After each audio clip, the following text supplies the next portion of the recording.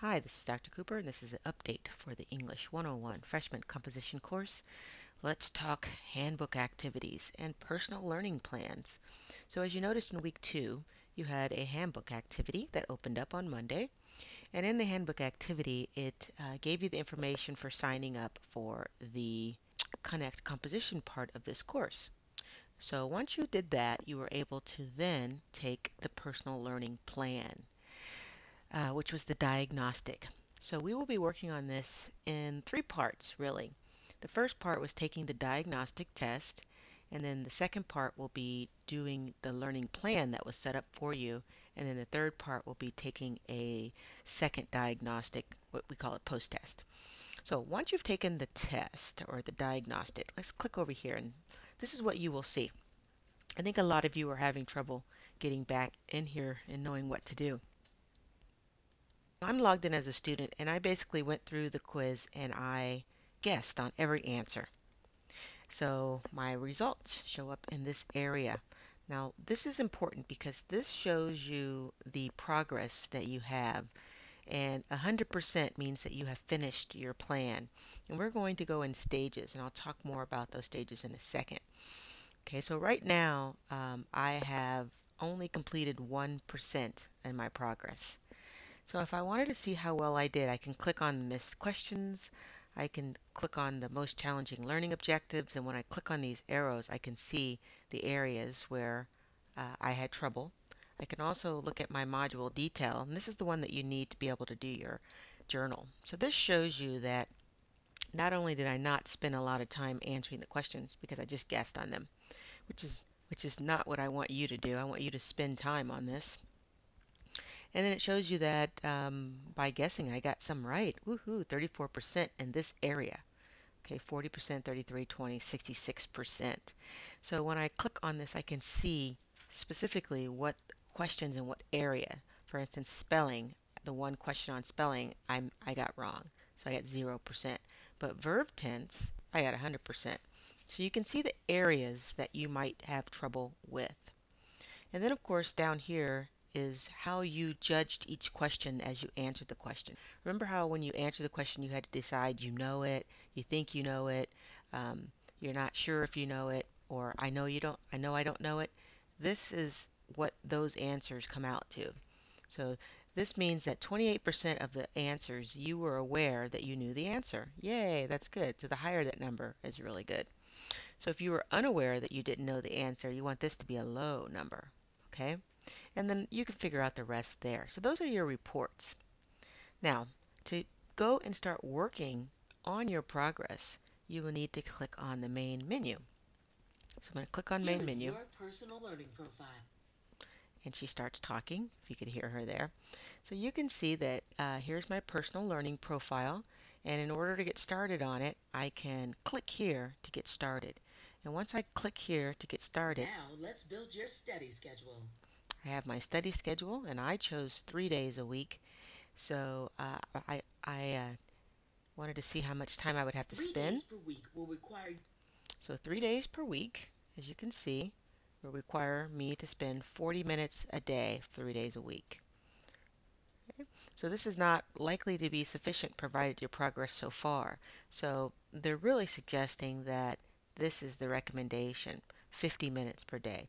So that's almost an hour. If I don't think I have an hour, maybe I will plan to do it 4 days, and then the recommendation is 40 minutes per day. And if I spread it out to 5 days, it's 30 minutes a day, 5 days a week. So you decide how much time you want to spend on it, and then you should try to stick with this recommended amount of time for your study plan. Oh, I have to choose this first. Each day. Okay, and then she will explain to you that each day she will make a plan for you for your scheduled learning sessions. And then you will go in and do what it is that is required of you for those study sessions that she set up for you. Okay, so here you can see that I have articles, specific references that I need to get going, and it is estimated that it will take me 18 minutes to complete this. And then to review and practice, it's estimated it'll take me 8 minutes.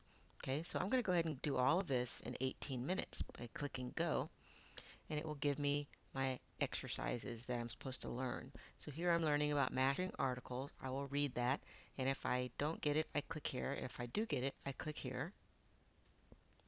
And then I go and I'm going to talk about articles, plural nouns. So I click on that. Again, it's teaching me about mastering articles. I read that. If I get it, I click here. If I don't get it, I click here. And then it will adjust your learning plan so that you can learn it. Now, the idea here is not that you're just going to click that you get it so that you have nothing to do. You're going to get something to do, so you might as well do the things that you really don't get, because that's the whole idea of learning English, is that we're learning to be better writers, and this is going to help us by doing that. So I click I get it, and then it takes me to the next area. I read about that. If I get it, I write I get it. If I don't, I write I don't get it. Okay, and then it'll take me to the next part. Okay, so now I'm on the practice part. So I'm going to go ahead and click practice. My estimated time is 10 minutes now.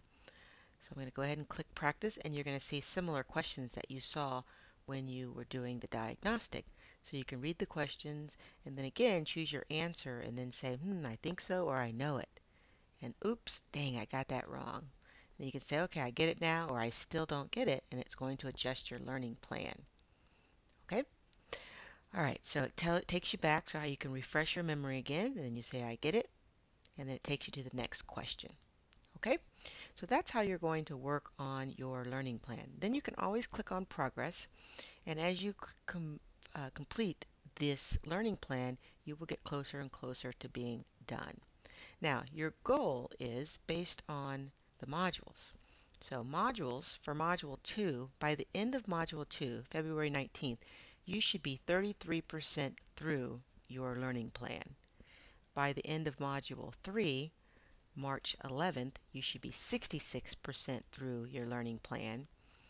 And then for Module 4, you will need to complete it. But although Module 4 ends on April 8th, you actually have until April 15th, tax day, to get to 100% in your learning plan. And then in the last couple of weeks of the semester, we will do our diagnostic post-test and take ourselves back to this diagnostic and retest our skills. So how do you know you're 33%? Well, by doing the learning plan that I just showed you back in the main menu, working your way through this questionnaire. This will teach you, or this will get you through the, let me click through here, your learning plan. So the more you finish, the longer the percentage will be. Okay? So if I go ahead and get out of that and go back to my process, this is where, or my progress, this will show you as you start to move across. Okay, this just shows you how much time has passed since it was assigned. So you're a little behind if you're at 7% and you have 1% because you haven't done anything yet. But you still have quite a ways before you have to have 33%. Okay, the date is February 19th.